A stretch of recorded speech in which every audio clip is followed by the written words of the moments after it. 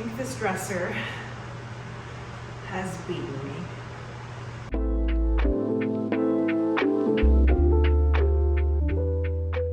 I picked up this antique dresser from my local Habitat for Humanity restore last week for $75, confident that I could strip back all of this peeling white paint, make a few repairs, and get it back to a state where it would be usable inside someone's home again.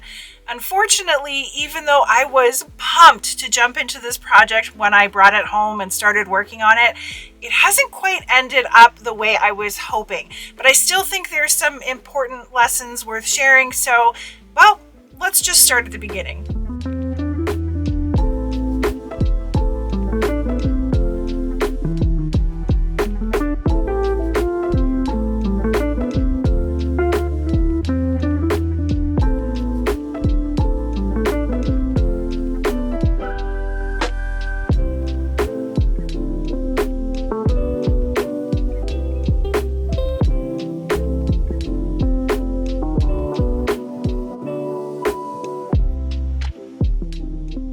Because this piece was already painted, and just because it's an older piece in general, I wanted to make sure that there wasn't any lead, either in the hard white paint under this flaky, clearly newer latex paint, or what was left of the original finish that was used on it. Lead was a really popular drying additive in older finishes that can make you pretty sick if you inhale or ingest any of it. These testing swabs are easy to get off of Amazon, and all you do is dip it in a little bit of vinegar and then rub it over the surface you want to test for about 30 seconds. If it changes to a red, pink, or purple color, there is lead present, and you should either completely stop or make sure that you're taking all of the proper precautions to protect yourself and your workspace if you choose to continue. This swab stayed nice and yellowy orange, so there was no lead to worry about, and I was good to keep going with my plan.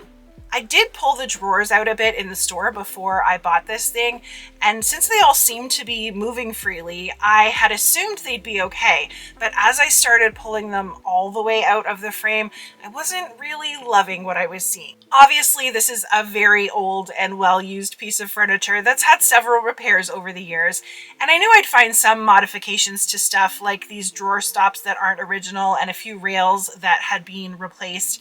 But the drawers in general were just in a lot worse condition than I'd normally get myself involved with.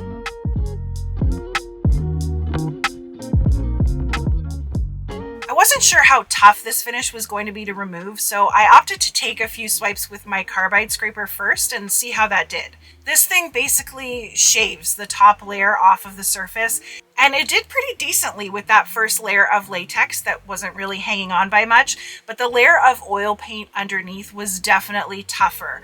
I got off what I could, vacuumed up all the little chips, and then moved on to paint removal method number 2, which was a chemical stripper. I poured out a generous amount and then tried to brush it out into an even layer over the whole top of the dresser and left it alone to do its thing for about 30 minutes while I was removing the knobs from the drawers.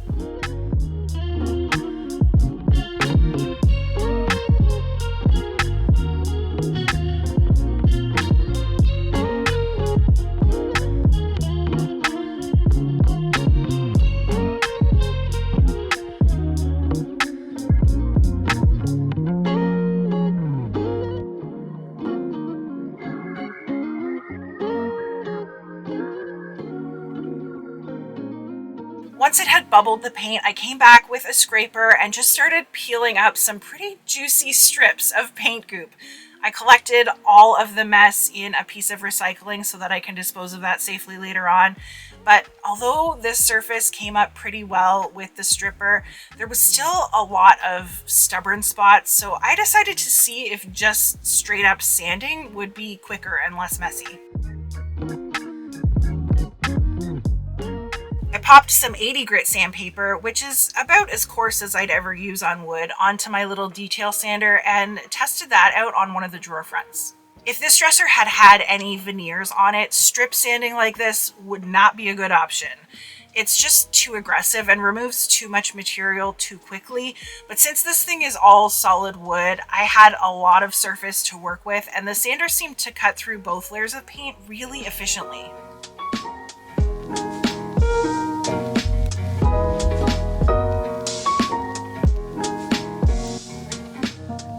could see pretty clearly that I was working with some beautiful oak. And when I started sanding the raised panels in the centers of the drawers, I found that they were a completely different wood in a much darker color. So this dresser was originally at least two-toned. I kept working my way around all three drawers, cleaning up the paint from the hand-cut dovetails, getting as much of the mess out of the insides as I could without smoothing out all of the character and age marks. And then I decided to take my larger sander back over to the partially stripped top. Since the sanding seemed to be the fastest and most effective use of my time and materials, I just stuck with that over all of the large flat areas anyway, making sure to swap out my paper for a fresh piece whenever it got gunked up with melted paint.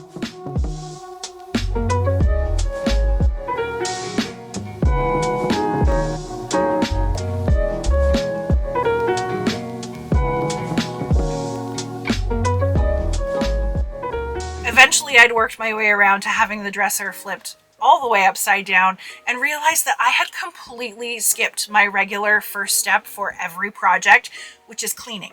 There were plenty of old cobwebs under there, so they got sucked up with the vacuum, and I figured out that this front piece of trim was going to be needing a few little adjustments at some point too. Because the front had a lot of finer details that I didn't want to mess up with my sander, I switched back to the chemical stripper to get through the tougher stuff on here. I just kept adding little bits of stripper, letting it soak, and then scraping and scrubbing some of it off with some steel wool, bit by bit, until I had the majority of the paint out of the way.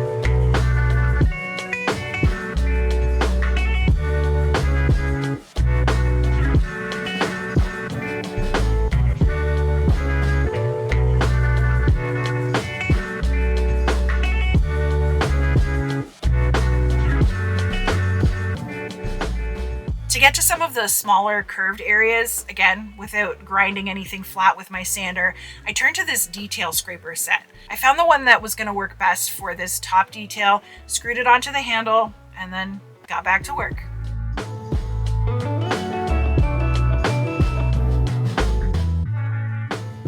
These drawer stops obviously need to get out of here so they don't do any more damage, so I pried them out and then sanded off as much of the paint from the inside of the rails as I could too.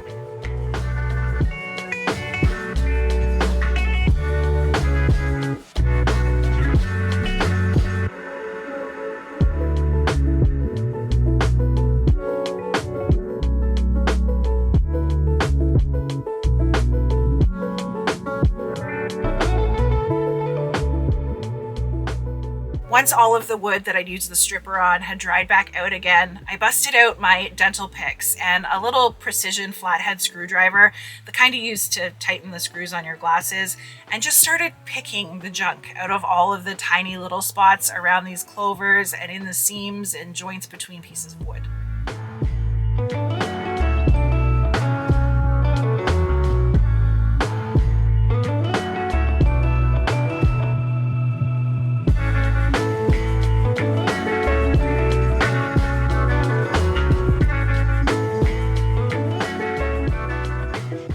Onto the mirror and the glove boxes. Did anybody else forget there was a mirror and glove boxes that sit on top of this dresser? I did. The mirror frame is held inside of the harp with these two threaded spools. It absolutely blows my mind that these are threaded wood and that they still turn so easily and are completely intact. That's amazing. But once I had the mirror section removed, I just followed the screws around the back to take off the little candle shelves on either side and the glove boxes as well.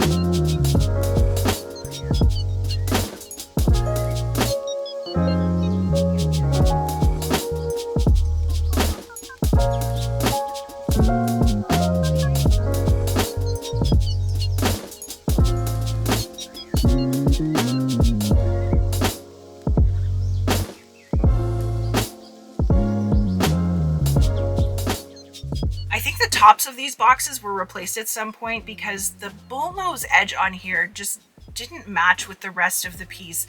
And once I got the broken hinges off and out of the way and had a better look at the wood grain, I noticed they were maple and not the same oak and walnut combo that made up the rest of the piece.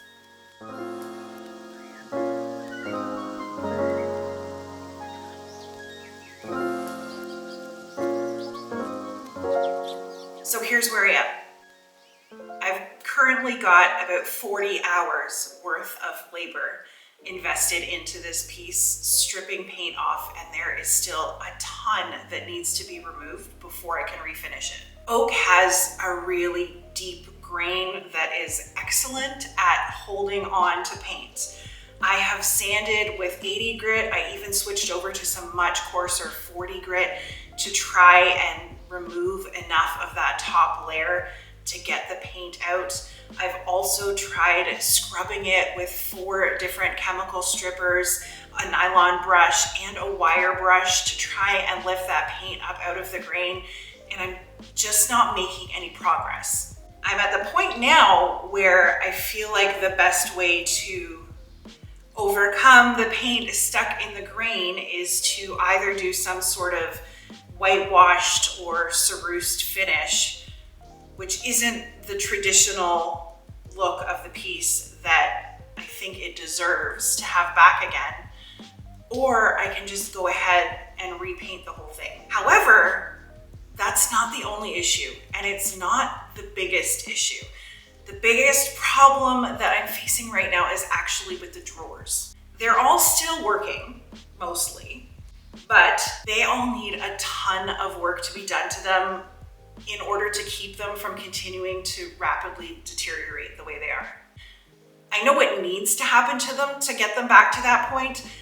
I'm just not able to execute that. It's way outside of my skill set. And honestly, I don't want to attempt something that I have no business attempting and end up accidentally doing more damage. On the inside of the dresser, the rails that the drawers sit and slide on all have huge ruts worn into them, so they need to be replaced. Again, a couple of them already have been, and I could probably figure that one out. But on the actual drawers, the wood on the sides is worn down too, and it needs to be patched. What needs to happen is the drawers all need to be completely disassembled. These sides need to be cut back on the table saw, have a new section of wood glued on, planed flush, some new dovetails carved in so they can be reattached, and have new dados made, which is this little ledge that the bottom of the drawer sits inside. So, with all of those factors on the table, as well as the amount of time and materials that I've already invested to it, I need to just call it. I'm tapping out. I bit off more than I could chew. For now, I think I'm just going to carefully tuck it away, and hopefully I'll be able to find someone local who has the skills and is willing to take it on as a restoration project. It's not the kind of video ending that I've ever shared before, and it's definitely very far from what I anticipated out of this project, but I think it's just as important to share these kind of mishaps and mess ups with you as it is to see the big glamorous before and after shots on those furniture flipping victories. Anywho, I hope that the project that you are currently working on is going a whole lot smoother than this. I'm gonna head back inside and warm up a second cup of coffee to drown my sorrows, and I guess I'll catch you all next time.